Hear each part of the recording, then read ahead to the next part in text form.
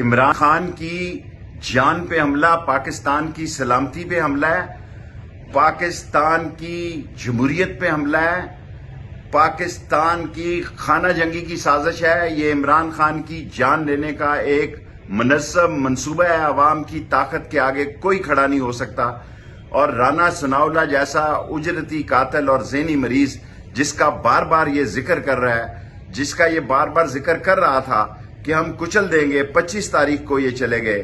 یہ سازش کے تحت مسلط کیے گئے بہکاری ساری دنیا میں ناکام ہو گئے، ان کو کوئی خیرات نہیں ملی۔ اب جب لوگ راولپنڈی کی طرف بڑھ رہے تھے تو راولپنڈی سے ایک سمندر نکلنا ہے، یہ کنٹینر اور یہ 27 کلومیٹر کی جیل، یہاں سے ان کو بھاگنے نہیں دیں گے، ان کو قانون کے حوالے کریں گے۔ میں عوام سے اپیل کروں گا کہ وہ پرامن رہیں، قانون کو ہاتھ میں نہیں لیں۔ اللہ کا شکر ہے کہ عمران خان کی جان بچ گئی ہے، اور میرے مولا نے چاہا تو یہ کرمینل مائنڈڈ ذہنی مریض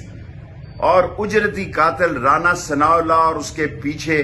موجودہ سازشی حکومت قانون کے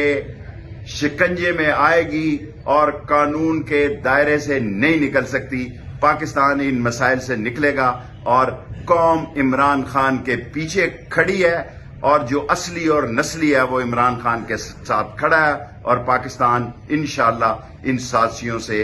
اسی مہینے میں ان کو بے نقاب کر دے گا، اور پاکستان آگے بڑھے گا۔